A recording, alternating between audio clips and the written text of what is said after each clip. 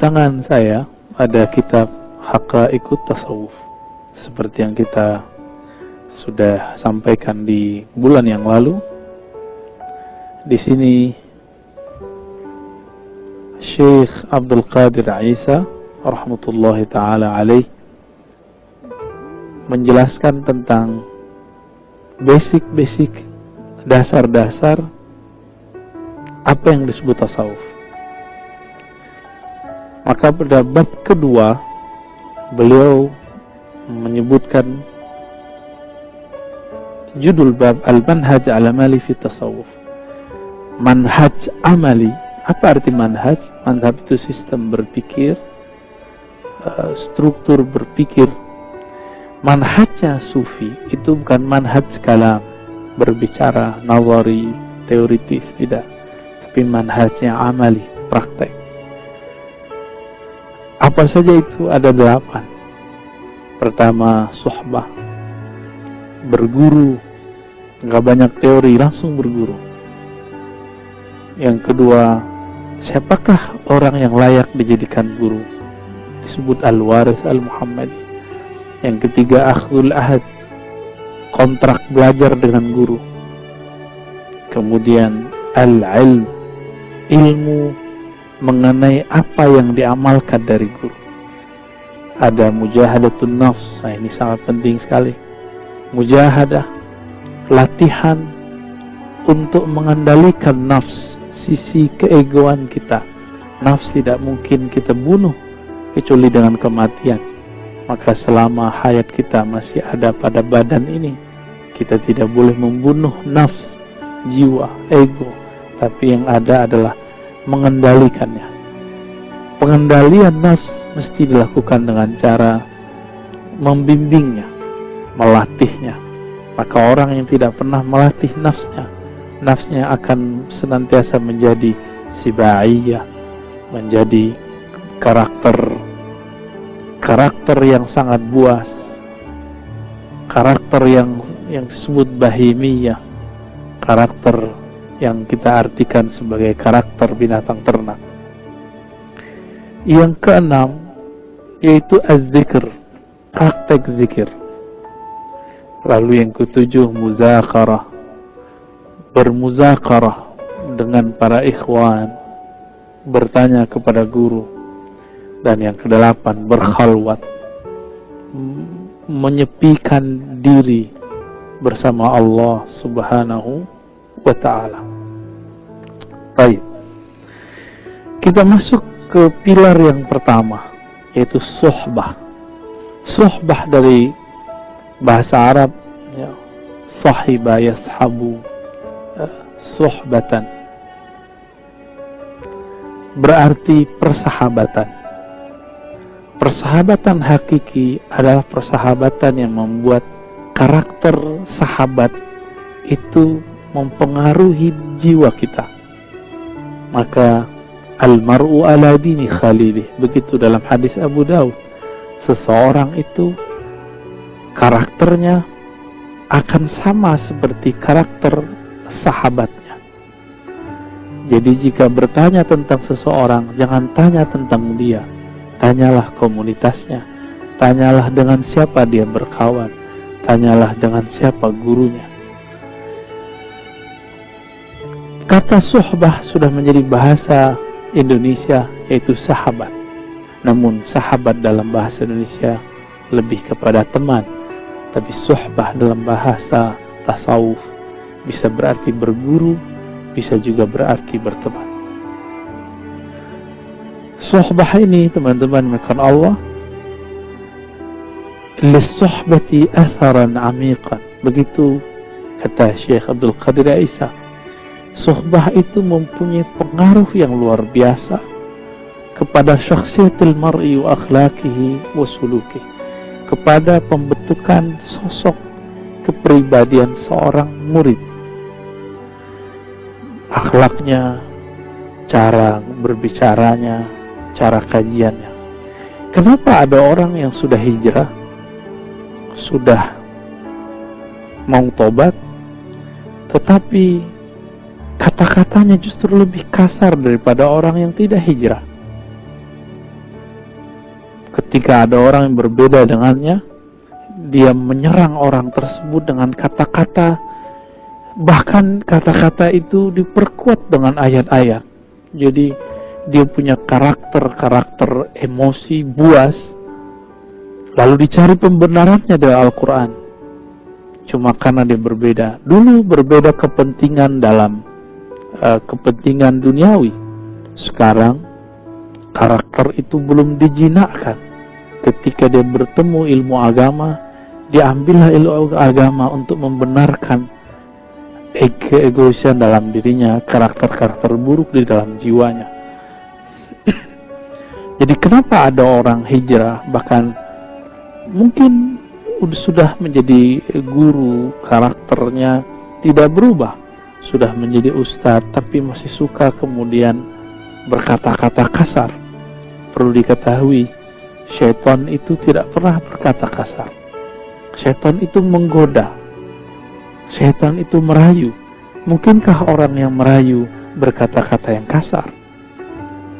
Maka rayuan yang pernah disampaikan kepada Nabiullah Adam, kakek kita Adam alaihissalam, itulah rayuan yang sangat halus sekali. Apa kata syaitan? Inni laka nasihun, sesungguhnya aku adalah pemberi nasihat yang terpercaya. Amin. Begitu iblis mempromosikan, membranding dirinya, sehingga Nabi Adam pun karena tahu, oh iblis ini orang yang sudah tua di surga, perlu dipertimbangkan kata-katanya. Namun ketika Nabiullah Adam terusir dari surga, apakah beliau menyalahkan iblis? Tidak. Beliau menyalahkan dirinya sendiri. Rabbana zalamna. Kenapa Sayyidina Adam tidak menyalahkan iblis? Karena waktu tergoda, Nabi Adam tidak lagi mempunyai karakter hewan ternak yang tamak, hewan buas yang emosional. Bahkan meskipun terpedaya, tapi karakter iblis alhamdulillah tidak menempel pada diri beliau. Makanya Nabiullah Adam tidak menyalahkan siapa-siapa, justru menyalahkan dirinya sendiri. Jika benar kita ini keturunan Nabi Adam, jika kita mengalami keterpurukan, terjebak pada sebuah kesalahan, jangan salahkan siapapun, salahkan diri kita sendiri. Sahabat-sahabat dimulakan Allah, para sahabat radhiyallahu ta'ala anhum, pada paragraf yang ketiga dikatakan, wa ma nala sahabah radhiyallahu ta'ala anhum hadzal maqam as-sami, para sahabat tidak sampai kepada makom tingkatan yang tinggi ini, wa darajat rafi'ah ba'dan kanu fi zulumatil jahiliyah, setelah mereka berada dalam kegelapan akhlak orang jahiliyah, illa bi musahabatihim li Rasulillah sallallahu alaihi wasallam wa mujalasatihim lah, kecuali setelah mereka suhbah dan julus kepada Nabi, suhbah berguru kepada Nabi, duduk bersama Nabi dan mendengarkan kata-kata Nabi. Itu sebabnya Imam ahli hadis, Imam Muhammad bin Ismail al-Bukhari mengatakan syarat bahwa suatu hadis itu sahih harus muttasil, harus bersambung antara guru dan murid, bertemu antara guru dan murid, dan tidak cukup satu kali pertemuan, tapi harus ada tulus sohbah, panjang dan lamanya waktu berguru, sehingga karakter kebaikan yang ada dalam diri guru pindah dan ditiru oleh si murid. Para sahabat yang dulu mereka melakukan semua kemaksiatan, yang kemaksiatan itu ada pada saat ini, ada pada zaman modern ini. Sebut saja apa kemaksiatan hari ini, dulu ada di masa sahabat. Dengan karakter bercahaya dalam diri Nabi Muhammad SAW, itu mampu menerangi kembali kegelapan hati mereka. Dengan cara apa?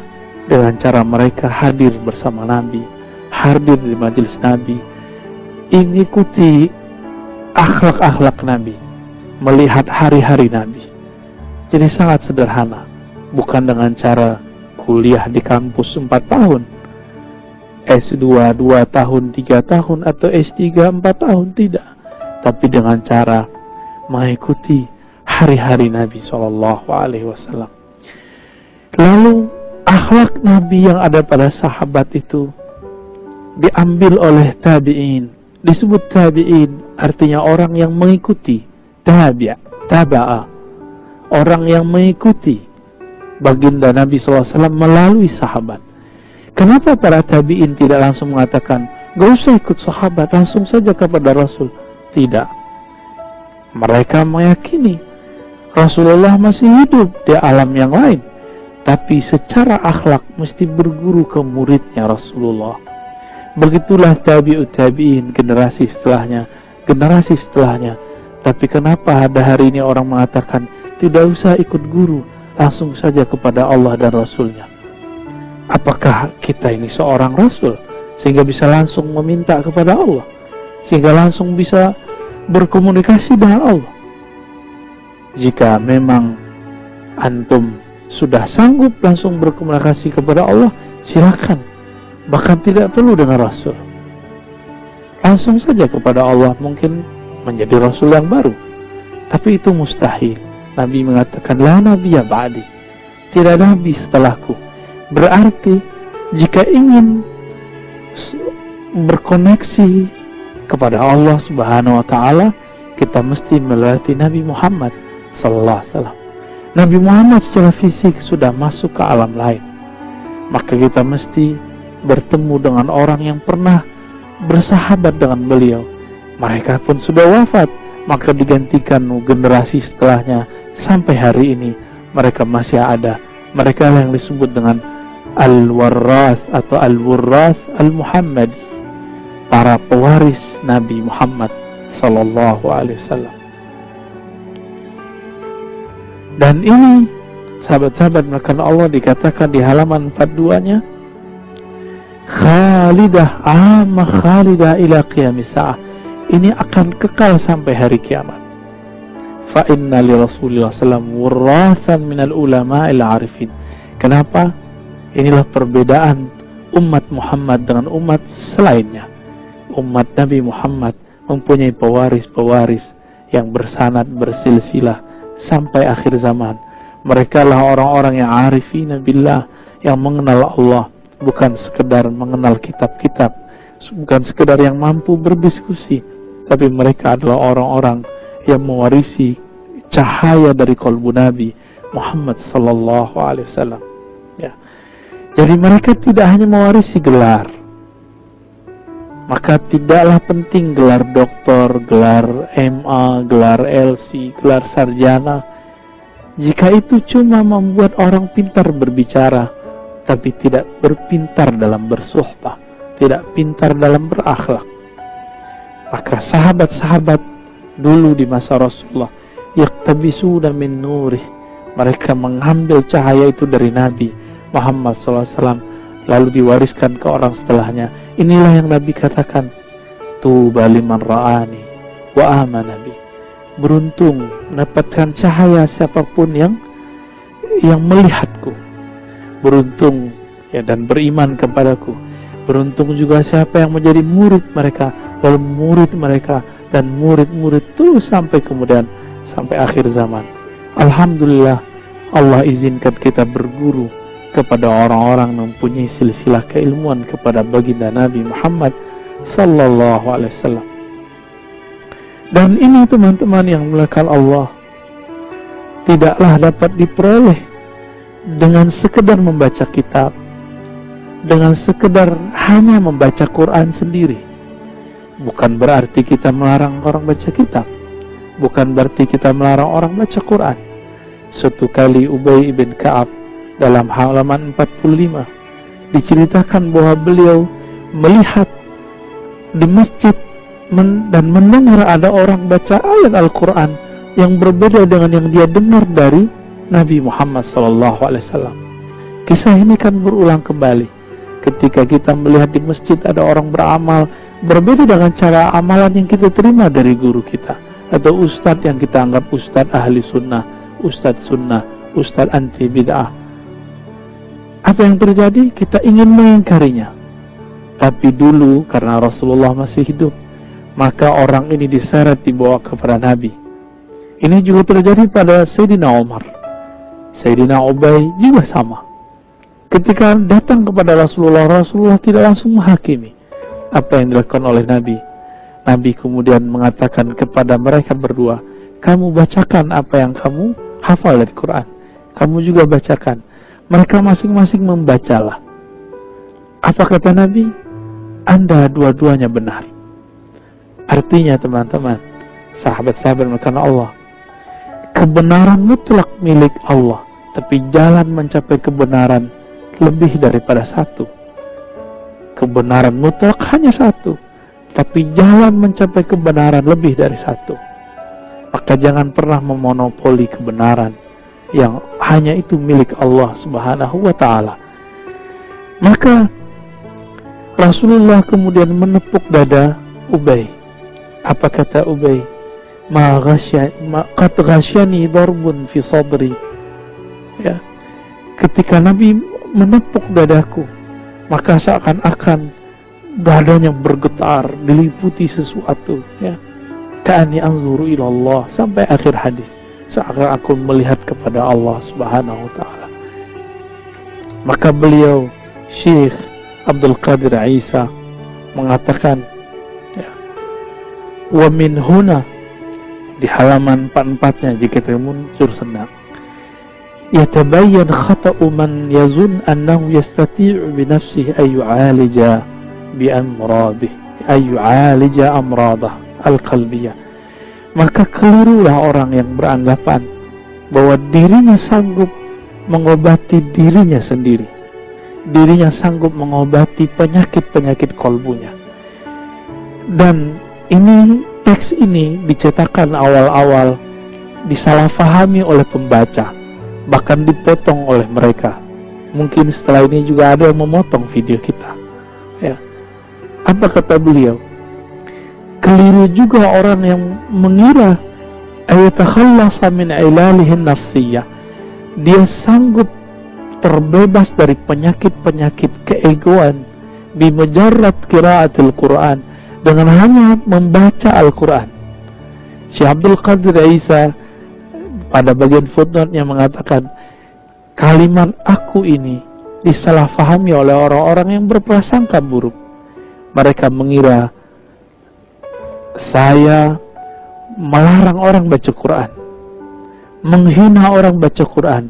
Begitulah orang-orang yang hasad, selalu memelintir kata-kata lalu tidak menjelaskan apa maksudnya, selalu motong kalimat tanpa menjelaskan kesempurnaannya. Dari dulu, dari masa beliau ternyata sudah begitu. Jika hari ini ada, mungkin mereka satu komplotan, satu pewaris. Ternyata sifat buruk pun diwariskan. Setiap orang yang ego tidak mau berguru akan mengalami hal yang sama dengan orang-orang sebelumnya, walaupun formulasinya berbeda. Bahkan kata beliau, wal ittila' ala hadis Nabi SAW. Bahkan orang yang hanya membaca hadis Nabi dari buku-buku, dari lembaran kertas, itu tidak akan terbebas dari sifat-sifat zulumat, kegelapan dalam dirinya, jika hanya sekedar membaca tapi tidak berguru kepada orang yang membacanya. Zalika li'anna al-kitab wa sunnah qad jama'an wal adawiyah. Kenapa? Karena Quran dan sunnah itu ibarat taman herbal, ibarat ruang yang di situ ada macam-macam obat, macam-macam bahan pengobatan, yang bahan-bahan itu hanya bisa diramu oleh pakarnya. Dalam bahasa Arab disebut dengan saidali. Barangkali hari ini kita sebut dengan seorang pakar apoteker. Fala budda ma'ahuma min tabibin. Seorang apoteker pun tidak bisa sendiri, dia butuh diagnosa dari seorang dokter. Maka butuh seorang tabib. Yasifu likulli da'in dawa'u walikulli illatin ilajuha. Butuh seorang dokter yang mampu menjelaskan ini obat Untuk penyakit apa? Ini penyakit, obatnya apa? Al-Quran itu obat, syifa'un lima fis sudur. Namun siapa yang mengerti bahwa ayat ini obat penyakit ini? Hanya orang-orang yang mewarisi obat itu dari baginda Nabi SAW. Dan itu tidak bisa cuma dengan sekedar membaca kitab. Saya sering membuatkan analog. Jika teman-teman mampu membaca 1000 kitab kedokteran, apakah sudah boleh membuka praktek kedokteran? Jika saya membaca 100 buku pijit, buku tentang cara mengurut, apakah kemudian saya boleh buka praktek urut? Begitulah seterusnya. Sama, jika dalam hal ilmu duniawi kita harus punya sertifikat, ijazah, izin dalam membuka praktek, apatah lagi dalam persoalan akhirat, persoalan agama, maka perlu ada izin dari orang yang ahli.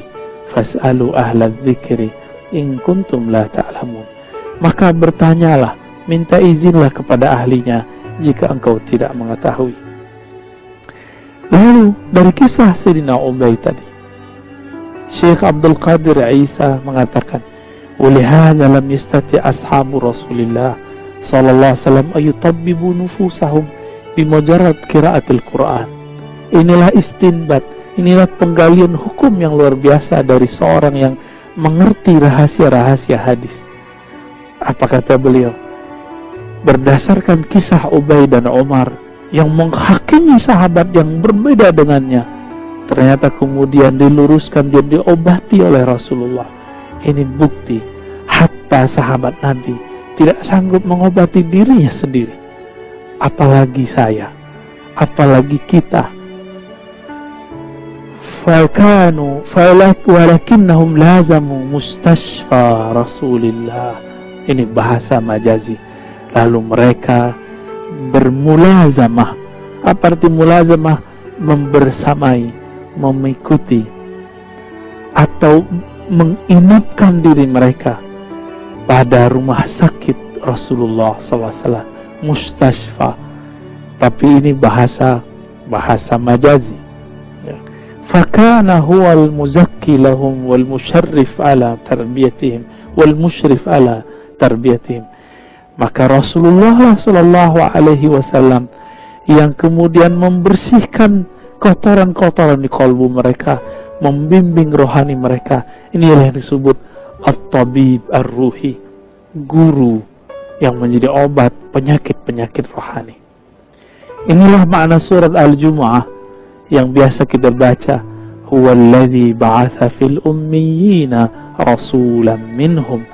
Dialah yang mengutus seorang nabi, seorang rasul dari kalangan yang ummi, yatlu alaihim ayatih, mengalirkan bacaan ayat-ayat Allah kepada mereka, wa yuzakkihim, lalu membersihkan mereka, wa yu'allimuhumul kitab wal hikmah, baru mengajarkan mereka kitab dan hikmah. Kita terbalik, kita ajarkan dulu dalil, baru dibersihkan kalbu. Tapi sebelum kalbu bersih, orangnya sudah merasa bersih, akhirnya tidak kunjung bersih kalbunya. Ketika dia menjadi dai, jadi ustadz, maka penyakit-penyakit kalbu yang belum dibersihkan itu terbawa dalam pengajarannya, terbawa dalam bimbingannya. Jika karakter emosinya belum dibereskan, belum diobati, maka dia mengajar dengan keemosian. Jika karakter kasarnya, kata-kata yang menjijikkan, kata-kata menghardik belum dibersihkan dari kalbunya, dia jadi ulama, jadi ustadz, maka dia akan menghardik siapapun yang berbeda dengannya. Nauzubillah min dzalik. Maka beliau mengatakan berdasarkan ayat ini, fatazkiyatu syai' wa ta'limul Quran syai' akhar, halaman 46. Penyucian jiwa itu sesuatu bab yang tersendiri. Wa ta'limul Quran syai', mentransfer knowledge, keilmuan tentang Quran itu bab yang berbeda, tidak boleh disamakan, ya. Maka teman-teman yang mulakan Allah, beliau mengatakan, kam nasma'an unasin mutahayyirin yaqra'una al-Quran wa yattali'una 'ala al-'ulum al-islamiyyah katsira wa yatahaddatsuna al-wasawis syaitaniyah wa hum ma'a dhalika la yastati'una ay takhallasu minha fi salatihim. Paragraf kedua di halaman 46 ini betul-betul menampar saya dan kita semua. Betapa banyak kita dengar, kata Syekh Abdul Qadir Isa, orang-orang yang hafal Al-Quran, orang-orang yang mampu mutola'ah ilmu-ilmu yang luar biasa, bahkan bergelar Syekh, Kiai Haji, Doktor, LCMA, Sarjana Agama, Sarjana Hukum, Sarjana, sebutkan semua gelar. Mereka mampu berbicara teori-teori tentang ilmu kerohanian, tapi karena mereka tidak berguru, tidak bersuhbah, mereka tidak sanggup ayatakhallasu min hafiz salatihim. Mereka tidak sanggup untuk berlepas dari was-was saat salat mereka. Artinya, hafiz Quran, mengerti hadis, mengerti ilmu fikih, tamatan luar negeri, dalam negeri, sama saja. Mereka tidak khusyuk dalam salatnya. Saya tidak jarang mendengar kalam ini. Bahkan beberapa sahabat saya mengatakan, Ar-Razi, mustahil khusyuk. Padahal orang ini hafiz Quran. Padahal orang ini ngaji hadis sangat lama sekali.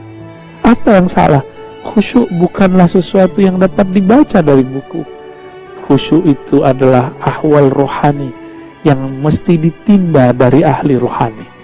Siapa yang tidak pernah menimbanya dari mereka, dia tidak akan pernah minum rasa nikmatnya khusyuk kepada Allah Subhanahu wa ta'ala.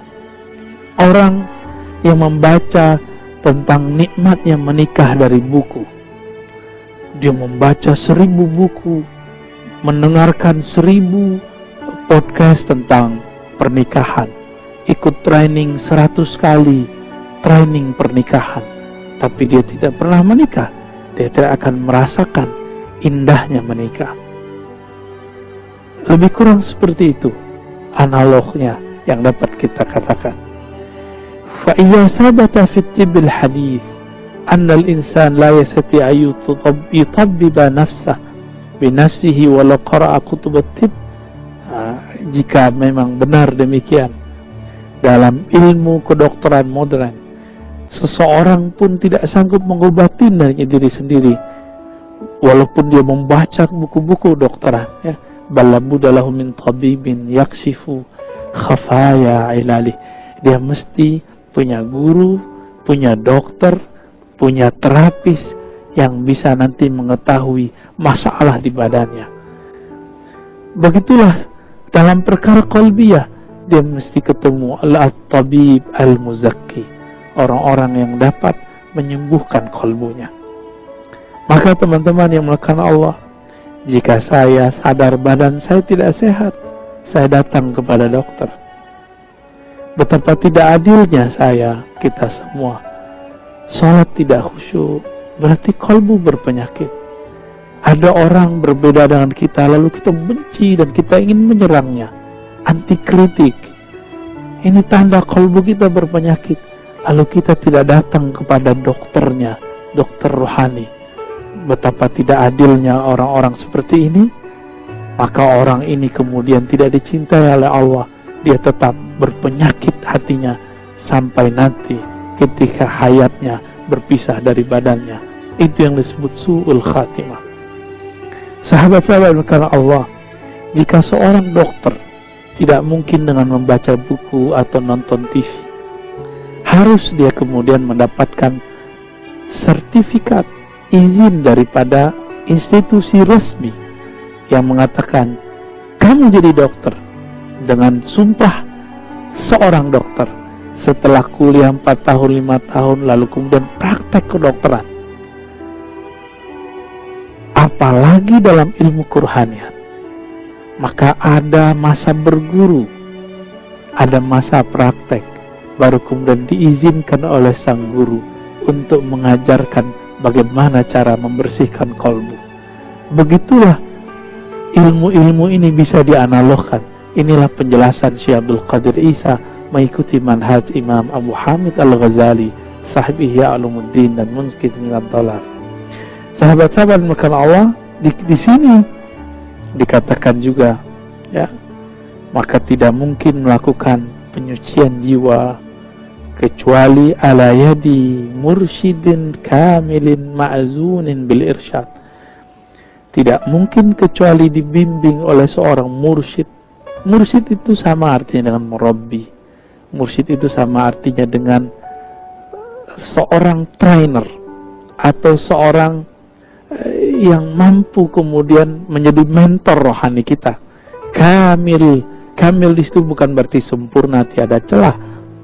Kamil di situ berarti orang yang telah menyelesaikan tahapan-tahapan latihannya.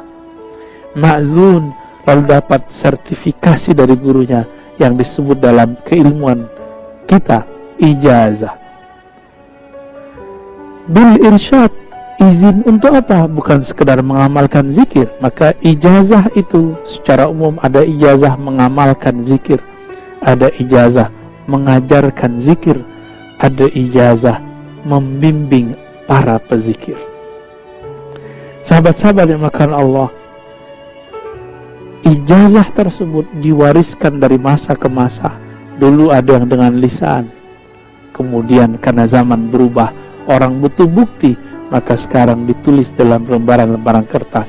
Tapi bagi pemburu-pemburu ijazah, jangan senang dulu kalau sudah dapat ijazah kertas, karena kemurnian kolbu tidak ada pada kertas. Kemurnian kolbu ada pada kolbu itu sendiri. Walaupun saya dapat 1000 ijazah dari guru mursyid, jika tidak pernah mengamalkan ilmunya, tidak pernah suluk bersuhbah kepada mereka, maka ijazah tinggal ijazah, kolbunya tetap bermasalah. Lalu kemudian Maulana Syekh Abdul Qadir Isa menyebutkan di sini ada 7 dalil suhbah di Quran, karena ini zaman orang berdalil.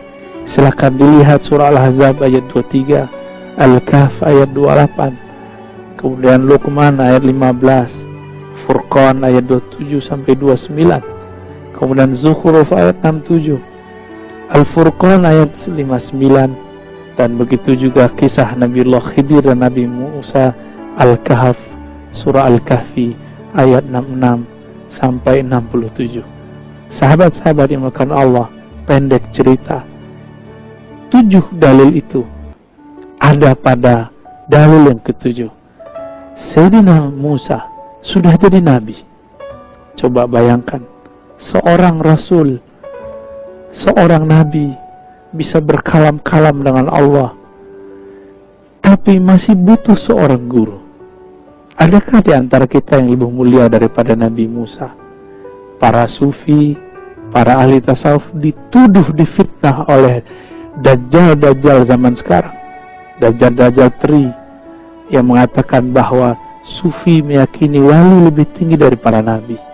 Tidak, wallahi, demi Allah, ini tuduhan buhtanun azim. Ini tuduhan yang sangat keji sekali. Tidak pernah ada dalam kitab Imam Al-Hakim At-Tirmizi, ahli hadis, ahli sufi di masa salafus saleh mengatakan hal itu. Tidak ada di kitab Ibn Arabi, tidak ada di kitab Ibn Sab'in, tidak ada di kitab sufi manapun yang mengatakan bahwa wali lebih tinggi daripada sufi.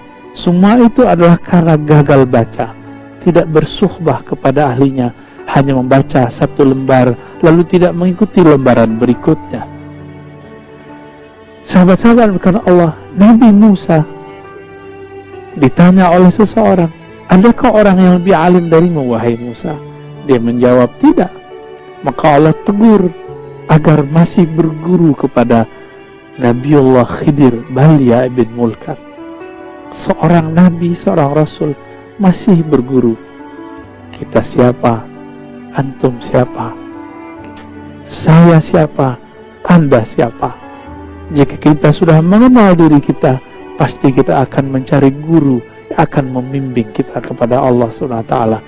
Imam Ghazali, Abu Hamid Al-Ghazali masih berguru kepada Yusuf An-Nasaj, kemudian Abu Ali Al-Farmadi, dan guru-guru yang lain.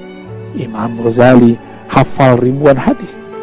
Semua dalil di kitab Ihya beliau hafal, karena beliau ahli hadisnya hanya sampai pada level ahli hadis versi ahli fikih. Maka beliau menghafalkan matannya, teksnya, tapi tidak menghafalkan sanadnya.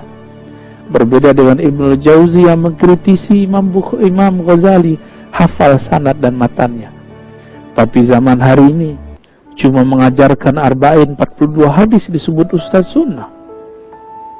Ya, orang cuma baca kitab Sahih Bukhari dianggap sudah langsung berbicara kepada Nabi atau langsung bisa berguru kepada Nabi. Betapa jauhnya manhaj kita dengan manhajnya ulama-ulama terdahulu. Sahabat-sahabat yang dimuliakan Allah, apa kontrak belajar antara Nabi Musa dan Nabi Khidir? Kata Nabi Musa dengan rendah hati beliau berkalam dalam surah Al-Kahfi ayat 66. Di kitab ini halaman 47. Hal attabi'uka ala an tu'allimani mimma ulimta rushda. Apakah engkau perkenankan aku, wahai balia Khidir, agar engkau mengajariku apa-apa yang Allah ajarkan kepada engkau daripada rushda, petunjuk-petunjuk. Maka seorang guru yang mampu memberikan rushda disebutlah guru itu mursyid. Rasada, ya, yang kemudian fa'ilnya disebut rasyid atau arsyada, yurshidu, irsyadan, fahuwa mursyid.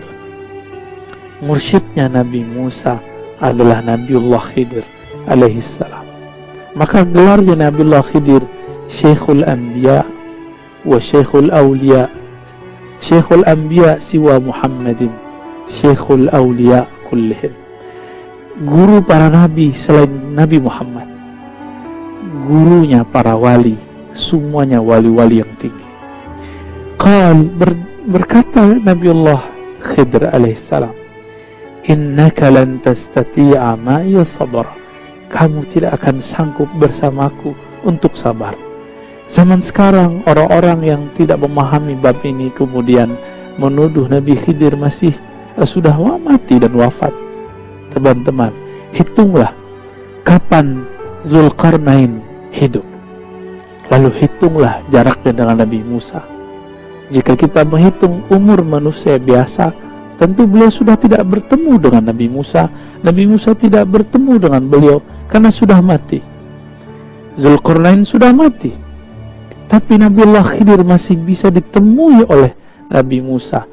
Maka ini dalil yang cukup untuk membersihkan cara berpikir kita yang tidak benar, yang mengatakan dengan tergesa-gesa dan emosi bahwa Khidir sudah mati. Betapa tidak beradabnya orang ini kepada Nabi Musa. Seandainya kalam ini kita pakai bahwa setiap masa kemudian orang akan mati, tidak, Nabi Khidir telah minum ma'ul haya, air kehidupan. Maka Nabi Musa mati, beliau tidak mati. Sahabat-sahabat yang dimuliakan Allah, nanti di waktu tertentu kita akan membahas satu kitab yaitu yang berjudul Az-Zahrun Nadar fi Halil Khidir, ya, tentang bagaimana ahwal Khidir yang ditulis oleh Imam Al-Hafiz Ibn Hajar Al-Asqalani, insyaallah tabaraka wa ta'ala. Lalu beliau menyebutkan dalilnya sebenarnya banyak di Quran, ada ratusan, begitu juga hadis ratusan, kemudian disederhanakan dalam hadis menjadi 6 dalil. Hadis pertama, Nabi mengatakan masalul jalis salih wa jalis su kamasalil misk wa nafihil kir.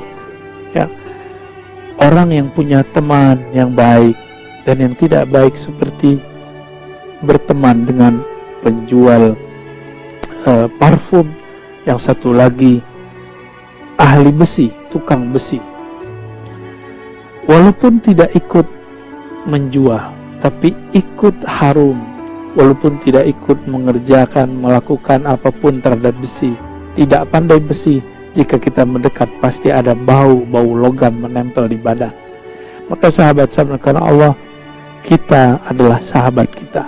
Siapa sahabatmu, itulah akhlakmu. Kemudian dikatakan dalam hadis Nabi Sallallahu Alaihi Wasallam riwayat Abu Ya'la dengan riwayat yang sahih, Ibnu Abbas meriwayatkan bahwa ada yang berkata kepada baginda Nabi, "Ayyu julasa'una khair?" Wahai Rasulullah, siapakah teman yang bisa kami jadikan tempat bergaul, tempat duduk bersama? Apa kata Nabi? "Man zakarakumullah ru'yatuh." Orang yang jika engkau memandangnya, memvisualisasinya, mengenangnya, mengingatnya, membuat engkau mengingat Allah Subhanahu wa ta'ala. Inilah dalil rabitah. Hadis semakna diriwayatkan oleh Imam Abu Nuaim, Imam Ahmad, Imam Hakim dengan lafaz yang berbeda-beda. Sedangkan di lafaz ini ada tambahan, wazada fi ilmikum mantiqu. Jika dia berbicara, kalamnya menutrisi keilmuanmu. Wa zakarakum fil akhirati amaluh. Jika engkau lihat amalnya, akhlaknya, membuat kamu mendapatkan zat, bekal di akhirat. Sahabat-sahabat dimulakan Allah. Kemudian dalam hadis yang keempat kita loncat, Nabi SAW mengabarkan nanti di akhirat akan ada sekelompok orang, bukan nabi, bukan syuhada, tapi mereka dikagumi oleh para nabi dan para syuhada. Mereka mempunyai posisi manzilah makan, posisi yang tinggi di hadirat Allah Subhanahu wa ta'ala. Lalu mereka bertanya, "Ya Rasulullah, fakhabirna manhum." Siapakah mereka wahai Rasulullah? Lalu Nabi menjawab, "Hum qaumun tahabbu biruhillah." Mereka adalah kaum yang saling mencintai dengan ruhnya Allah. Apa makna ruhullah? Nanti di lain waktu kita jelaskan juga pada pembahasan yang spesial. Ala ghairi arhamin bainahum. Walaupun mereka bukanlah persaudaraan biologis, bukan keturunan yang sama, mereka beda jenis, beda ras, beda bangsa. Wala amwal yata'atuna bainahum, ya. Mereka juga bukan orang yang bersahabat, berkumpul karena ada orang kaya yang berbagi harta di situ. Artinya mereka berkumpul bukan masalah fulus duniawi. Fa wallahi inna wujuhahum lanurun. Nabi bersumpah, jarang-jarang Nabi bersumpah, demi Allah wajah mereka adalah cahaya. Wa innahum la'ala nur, bahkan cahaya di atas cahaya. Wa la yakhafuna idza khafan nas. Di saat manusia ketakutan, mereka tidak takut. Di saat manusia sedang bersedih, mereka tidak bersedih. Lalu beliau membacakan ayat, "Ala inna awliya Allah la khawfun alaihim wa lahum yahzanun." Ketahuilah para wali-wali Allah itu nanti tidak ada rasa takut pada mereka, tidak ada kesedihan. Sebagaimana di bumi mereka tidak takut dihujat, maka di sana pun mereka tidak takut mengalami apapun. Surat Yunus ayat 62. Sahabat-sahabat melakukan Allah, tidak jarang ada orang mengancam kita dalam berdakwah. Nanti saya akan menjadi saksi di padang mahsyar untuk memenjarakan, memasukkan kamu ke neraka. Boro-boro mau jadi saksi orang. Kita sendiri belum tentu bisa mengurus diri, bersaksi untuk diri sendiri. Jaga kalam kita. Jangan beragama dengan emosi. Jangan-jangan kita yang salah. Sahabat-sahabat yang melakukan Allah, karena hari ini orang tidak faham bab suhbah, maka yang bukan ulama dianggap ulama, yang ulama dianggap bukan ulama. Orang yang dari kecilnya sekolah keagamaan sampai S3-nya di ahli tafsir di negeri ini, dihormati orang ini di Al-Azhar, dihormati orang ini di kancah internasional.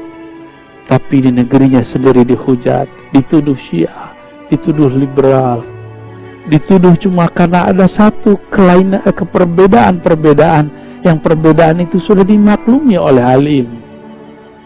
Tapi ada satu orang yang berbeda dengan negerinya, yang membela Al-Qaeda, teroris, yang tidak bersumber, tidak sekolah keagamaan, cuma karena hafal indeks-indeks Al-Quran, lalu kemudian banyak orang terkagum dengannya, itu kemudian dipuja-puji. Ketika ada yang mengkritiknya, maka kita kemudian dicaci maki. Sahabat-sahabat makan Allah, kritik itu biasa. Jika masuk ke ranah ilmiah, maka kritik adalah satu yang wajib. Saya ketika skripsi, saya dikata-katai oleh dosen saya.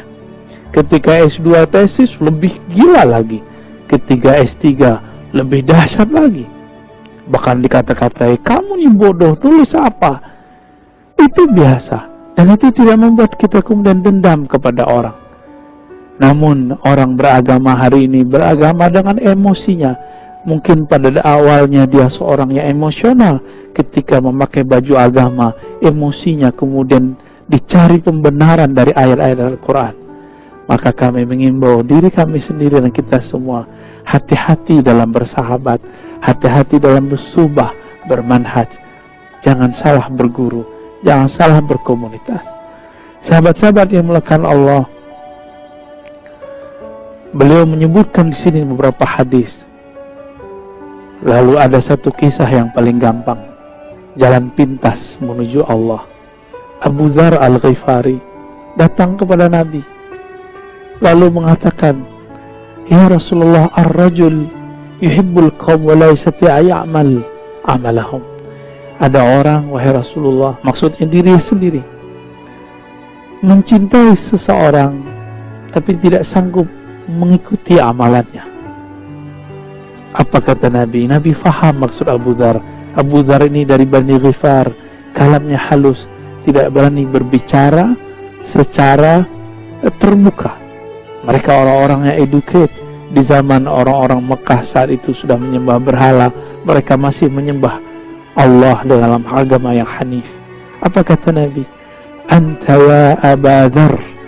Ketika Abu Dzar menggunakan kata kiasan, Nabi langsung menjelaskan secara terbuka, wahai engkau, wahai Abu Dzar, ma'aman ahbabta, akan bersama siapapun yang engkau cintai. Jika cinta dengan Nabi, akan bersama dengan Nabi. Mana bukti cinta kita kepada Nabi? Sudahkah kita bersolat kepada Nabi? Sudahkah meniru akhlak Nabi? Nabi ketika dicaci maki tidak balas mencaci maki.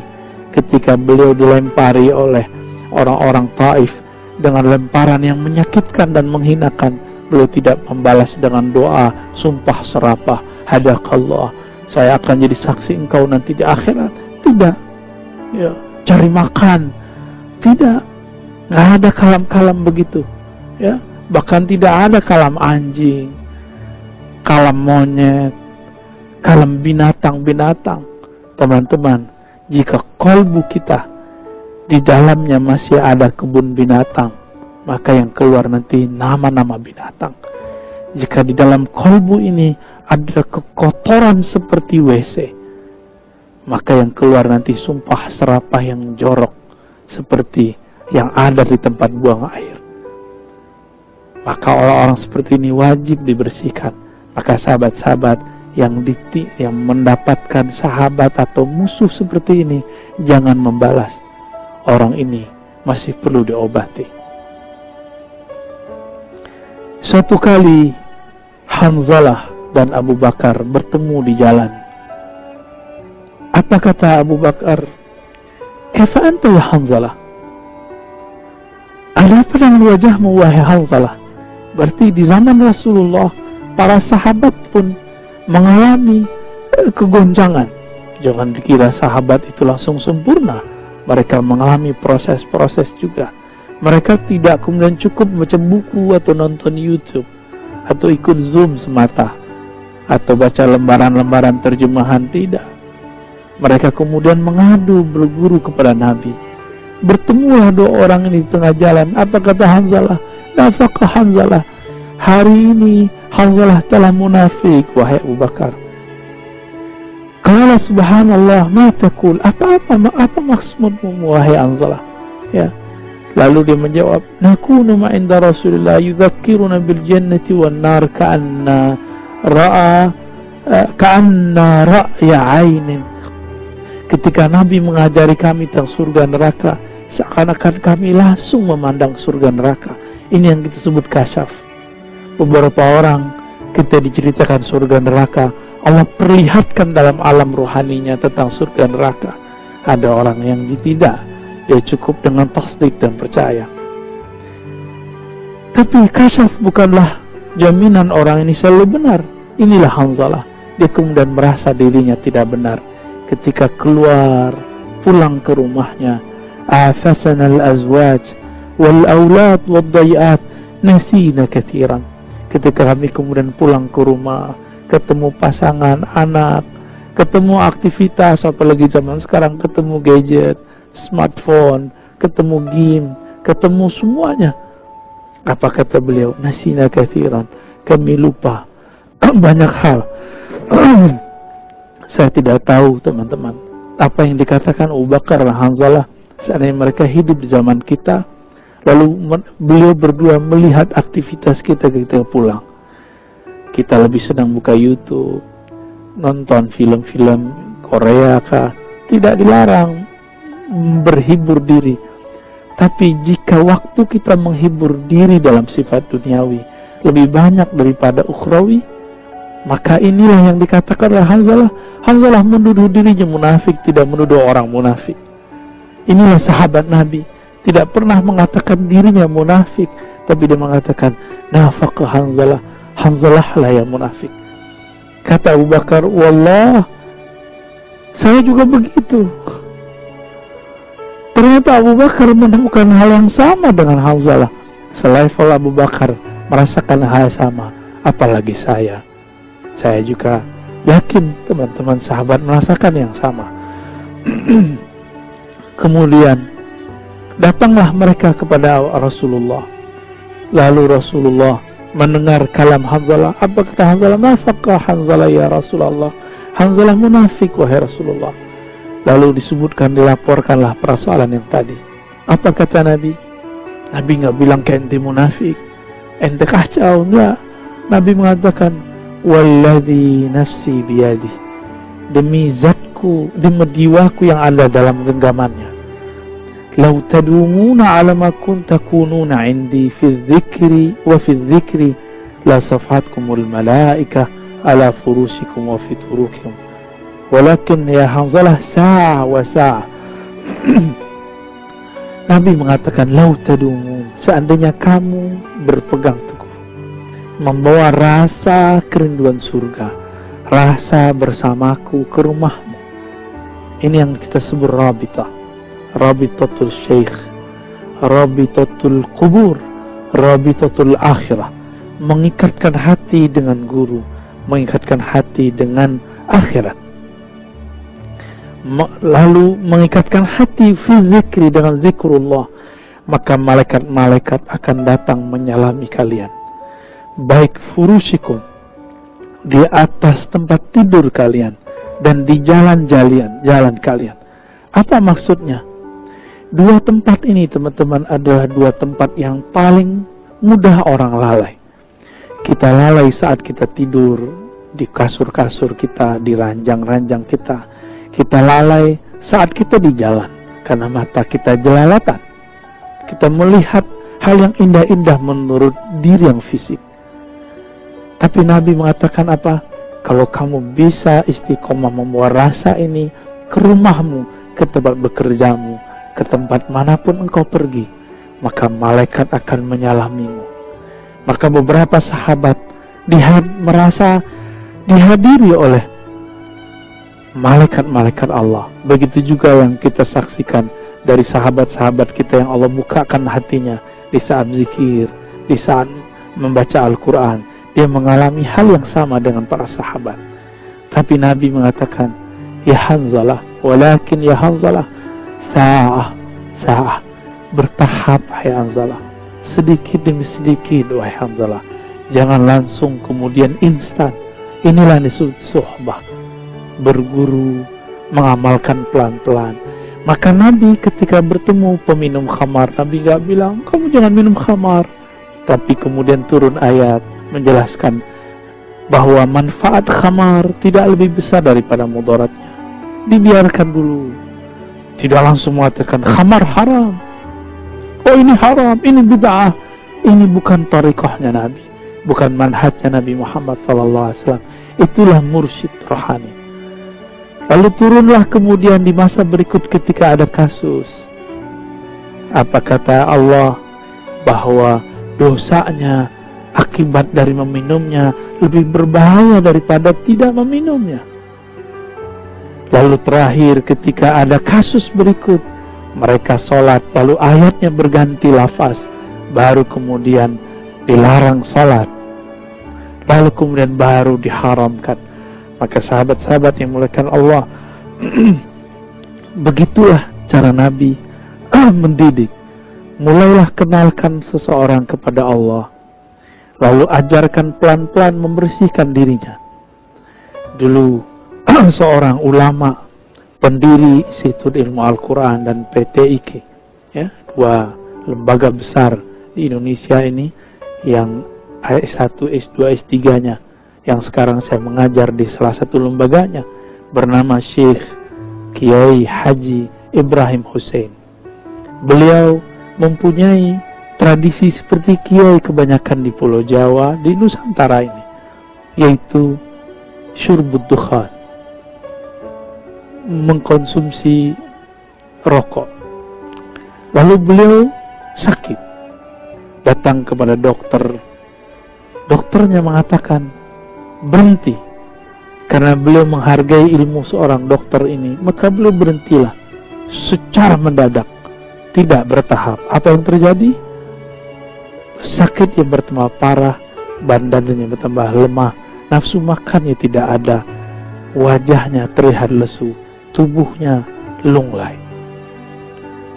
Karena masalah ini akhirnya beliau datang lagi ke dokter, dicarilah dokter, ketemu dokter yang lebih senior. Apa kata dokter ini? Siapa yang melarang Pak Kiai untuk merokok? Secara mendadak. Lalu kemudian beliau merahasiakan nama dokternya. Kata si dokter senior ini, itu dokter baru praktek, dia belum mengerti cara menterapi orang, jam terbangnya belum banyak. Pak Kiai kalau mau berhenti, bertahap. Kembalilah merokok, tinggalkan secara bertahap, sehingga kemudian dia bisa terbebas secara mutlak. Ternyata terapi orang narkoba juga sama.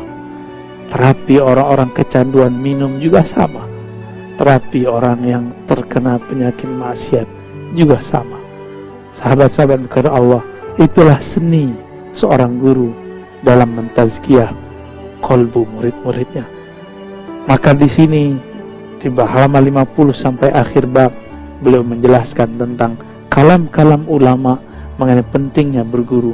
Jika mereka menganggap berguru itu penting, yang paling menarik adalah tentang kalam Ibnu Qayyim Al-Jauziyah yang memberikan kriteria bahwa guru yang akan kita cari adalah guru yang tidak mengikuti hawa nafsu, tapi guru yang zakir, yang ingat kepada Allah, yang tidak ghaflah, yang tidak lupa. Bagi beliau menemukan pada salah satu sosok gurunya. Ini yang disebutkan dalam kitab Awabilus Shayyib. Jika mereka berguru, apalagi kita. Sahabat-sahabat maka Allah, inilah beberapa kajian bedah kitab dari Haqaiq An-Tasawuf. Semoga bertambah nutrisi keilmuan dalam diri kita. Wassalamualaikum warahmatullahi wabarakatuh.